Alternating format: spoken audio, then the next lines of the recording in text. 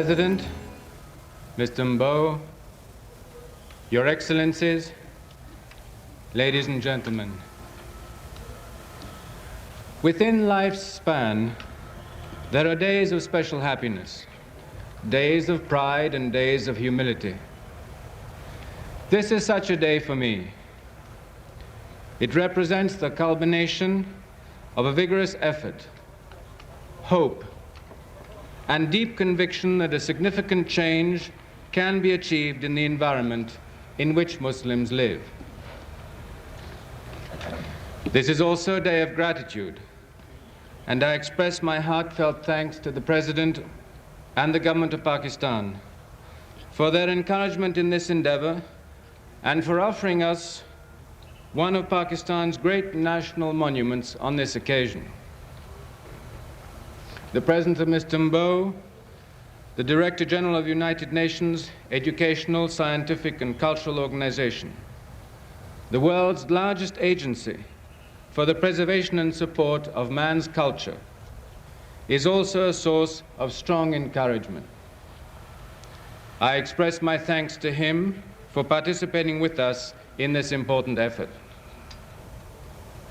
To the Governor of the Punjab and people of Lahore, I extend greetings and gratitude for their welcome and hospitality. We are gathered here today to recognize the work of men and women who, we believe and hope, will have a profound impact on the environment of Muslims in the years ahead. The first series of awards in architecture within the vast community of Muslims are about to be given. It is well to ponder at this time about what they mean, what questions they raise, what implications they may have for the future, as well as for our deeper collective concern for the continuous integrity of Islamic architecture and, through architecture, for the whole of Islamic culture. I trust and hope that over the years, scholars, architects, planners, officials at all levels, and users will discuss among themselves the significance of the choice made by the jury out of 180 submitted buildings and architectural ensemble. Many, at times, even contradictory conclusions could and should be drawn from the jury's decisions. And at the very outset, I would like to share with you some impressions, some thoughts, some queries, perhaps even a few worries about the results of these choices. First, let me recall that it is here in Pakistan that the idea of this award was made public some 4 years ago. It is in part for this reason that the first recipients of the award are gathered here to be recognized for their achievements. It is also in Pakistan that this event takes place because, located roughly in the geographical center of Islam, Pakistan possesses some of the wonders of classic Islamic architecture, like the gardens which surround us, some of the most genuine vernacular traditions, as was amply demonstrated in the exhibitions opened yesterday, and some of the most important contemporary efforts within the Muslim world. It is only fitting that this microcosm of Islamic traditions serve as a host for the contemporary achievements of the whole Muslim world, from the arid shores of the Atlantic Ocean to the tropical splendor of Indonesian islands. Here, better perhaps than anywhere else, the richness and glory of the past and the creations of today can be seen in the context of a vibrant and exciting concern for the environment. For it is indeed this concern that we have come to celebrate. And we must recognize that we are not premiating a country, a city, or a building, but the whole Muslim world as it enters into its 15th century of existence. Second, we may well ask whether the premiated projects truly represent the great traditions of Islamic architecture. There are no mosques among them, no madrasa, no palace, no garden, no mausoleum. None of the monuments which are visited by millions of tourists, cherished by those who live near them, and utilized by historians to define the Muslims' past. The paradox, however, is more apparent than real. For great though the celebrated monuments of the past are as works of art, they were only part of the built environment of the past. They were the creations of great and wealthy patrons, often made no doubt for the use and pleasure of the masses, but rarely lacking in personal or dynastic vanity. All too frequently, the settings developed by the masses themselves have been lost or changed out of recognition. In the contemporary world, the awards have recognized that other part, perhaps now much more important than in the past, the part of the common man, creating for himself and his neighbors a setting for life and health, preserving and utilizing what nature has created, developing ways to maintain his identity rather than accepting the elephantine massiveness of so much of today's world. This recognition of a human scale, of local decisions, of local needs and concerns is, I believe, a profoundly Muslim requirement. It is the expression of that social concern for thousands of separate communities within the whole Ummah, which is so uniquely a central part of the Muslim message. We have recognized an architecture for men, women, and children, not yet an architecture for history books and tourists. Through architecture, we are recognizing the quality of life within the Muslim world today. And by recognizing a housing project developed by a whole community or a medical center, we are preserving for all times the memory of this quality of life.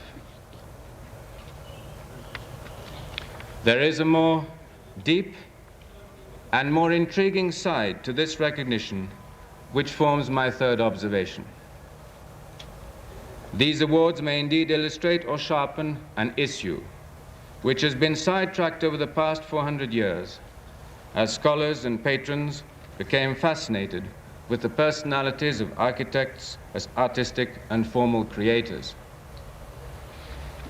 The issue is, what architecture are we recognizing? Is it the planning and design of master architects? Is it the architecture of craftsmen, artisans, and specialists of all sorts who put a building together? Is it the architecture of users? Is it the architecture of certain lands with their peculiar physical characteristics? Is it the architecture of a faith which transcends national, geographic, social, or technological limits? It is easy enough to answer yes to all questions and to identify the merits of any one project according to each one of these criteria. In part, the decisions of the jury have done that. But in a deeper sense, the important point is precisely that none of these criteria has taken precedence over any others. The implication is that we are recognizing as unique a creative and generative process in which the imagination of one architect or the expectation of Muslim patrons and users interact constantly. Within this continuum, no single moment or decision can be isolated like the element of a chemical compound, because it is creative life itself. It is the elusive process of human existence which is the winner, not merely a monument. And finally, we may turn from the Muslim world to the whole world. Many of the issues which led to the creation of the awards are not unique to the Muslim world. They are issues found in all new lands, as on our shrinking planet, all new countries, or all developing countries, grope for a visible self-identification of their own and for the satisfaction of new worldwide expectations about the quality of their lives. But why think only of new or developing countries?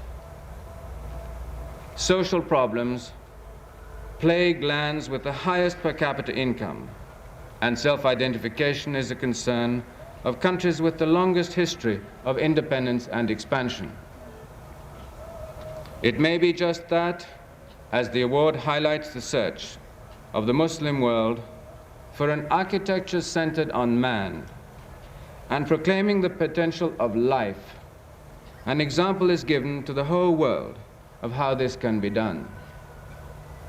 In part, it is simply that the Muslim message is a universal one and not restricted to a few areas or a few ethnic groups. But in a deeper sense, what we are trying to achieve, this environment we are looking for, is not only ours. It is also something we want to share with the whole world, not as an exercise in pride or vanity, but because of our belief that the means at our disposal may allow us to sharpen issues, to discover solutions for all mankind to use and understand. Such are a few observations based on the awards themselves, on recognized achievements from Senegal to Indonesia, from humble houses to grand hotels, by architects and by masons, by anonymous bureaucracies or specific individuals and collectivities, by Muslims and by non-Muslims, yet always for Muslims. But this is not the end of our effort. It is, in fact, only the beginning, as we are about to embark on the process leading to the second award in 1983. And we seek to extend our network of nominated projects, as we seek to refine the ways in which we judge, as we seek to anticipate issues and problems, in organizing seminars and other kinds of research activities to help us better to understand the issues involved. And indeed, it is appropriate at this time to mention these issues, or some of them, in public, in front of so many experts and decision makers deeply concerned with this construction of the 15th century of Islam. For without your help and cooperation, with ideas, with criticisms, with information, indeed your total commitment and creativity, we cannot succeed in meeting the challenges ahead. What are the challenges? The first one is perfectly exemplified by the very setting in which we meet, the magnificent Shalimar Gardens. From the very beginning, we felt that the award should be given in places of overwhelming historical and aesthetic interest. This is to remind us all of the great traditions to which we are the heirs. But what, in fact, is the relationship of our roots to what we are today? Surely we do not expect of contemporary architects copies or imitations of the past. We know only too well how disastrous such copying has been. There are two things I feel we may appropriately seek from the past. One is what I would call our moral right to decide on the environment which will be ours. However useful and essential outside experts may be, however international contemporary architecture has become, our past, our roots, give us the right to say that the choices we make are our choices, and that the opportunities we have today will do for the next decades what early Muslims did in Spain, Syria, or Iraq, what Ottoman Turks, Timurids, or Mughals did some 500 or 600 years ago in Anatolia, Iran, and India, to understand what was available and appropriate in non-Muslim lands in order to create something profoundly Muslim. And this leads me to my second point about the monuments of our past. We must learn to understand them well, not simply to preserve them as museums of past glories, but to feel in every part of them a stone masonry, a brick dome, a window, an ornament, or a garden arrangement. That unique spirit, that unique way which made these monuments Islamic. Only then will we be able to impart the same spirit to the technical means and to the forms of today. A second challenge is of a very different order. As time goes on, more and more of the major environmental and architectural programs within the Muslim world will utilize the high technology developed for the most part outside the Muslim world. As airports, office buildings, hospitals, schools, industrial complexes, whole new cities grow in numbers and in quality, they will quite naturally satisfy much less easily the originality of our traditions. The models of the past, even if available, will be technically or economically unsuited to new needs. These new creations will run the risk of becoming homogenized, internationalized monuments with an occasional arch or dome. But need it be so? While preserving and nurturing the immense variety of our vernacular architecture, how will we be able to channel the necessity of high technology without becoming its slaves? There are areas, perhaps such as those of solar energy, of water conservation, of thermic control, or of prefabrication, where we can become leaders rather than followers, where our needs can revolutionize the rest of the world. And finally, let me mention one last challenge, the challenge of education. Not only do we know too little about ourselves, but we have not as yet been able to form in sufficient numbers our own experts and practitioners with the full competence to solve the environmental problems of tomorrow. Too many of our best minds are trained outside their own countries. Why is this so? Is it a matter of equipment and of facilities?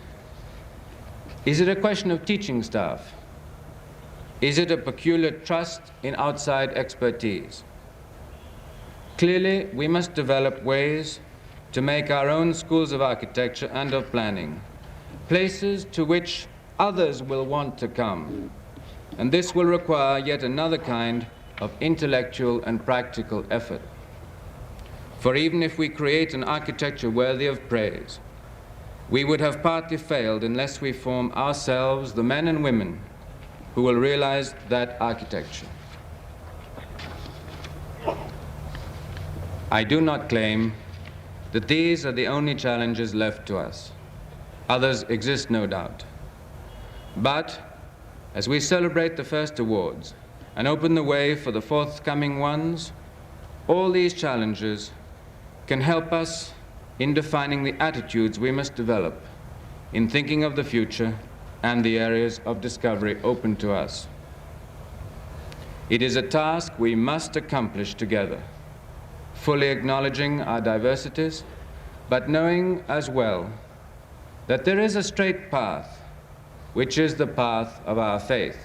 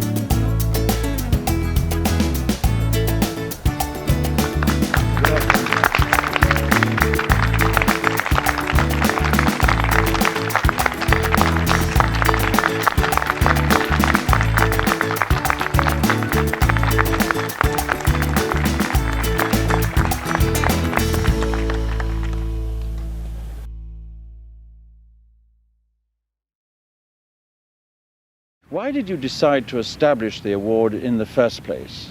I was concerned about the loss of cultural traditions, the impact that that would have on a part of the world which has had a remarkable tradition in architecture. And I felt that the Islamic world needs to revive its traditions in the built environment which it's going to live in the years ahead. Some Western influences on architectural designs in Islamic countries have been criticized. What kind of designs are they? It's difficult to generalize about Western architecture in the Islamic world.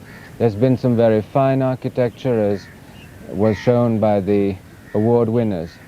There's also been some inappropriate architecture in terms of design content, in terms of cost, in terms of appropriateness to the society or the culture, or just the climate of the countries involved. What I'm hoping is that people who design for the Islamic world in the future will seek to understand that part of the world better before they design. Is one of the thrusts of your award, in fact, perhaps to stimulate better design in what we call mass housing, in urbanization? Yes, that's correct. The Islamic world really is, for most part, highly densely populated, and housing is a requirement of a very special nature, and we simply have got to find, I think, ways and means of providing appropriate housing for very, very large numbers of people. That is a requirement which is infinitely greater than anywhere else outside the Islamic world, or let's say outside the Third World. There's clearly a spiritual thrust behind this award as well, isn't there? Yes, to the extent that the award is interested in, or has as an objective, to encourage good architecture in the Islamic world. The guiding principles of Islam, therefore, are a theme for the award. But within the body of Islamic countries, there are very varying cultural traditions, ethnic characteristics, climatic conditions, and the award is seeking to encourage good architecture within the spirit of Islam, but within the cultural traditions of each area. The award now, of course, is 3 years old. The next award will be presented in 1983. During the past 3 years, what lessons have been learnt for the future?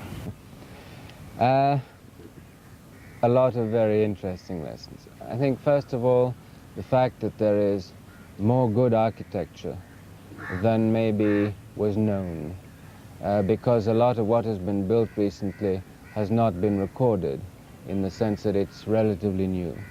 Secondly, we're at the beginning of a search. There are no definite answers for any category of building.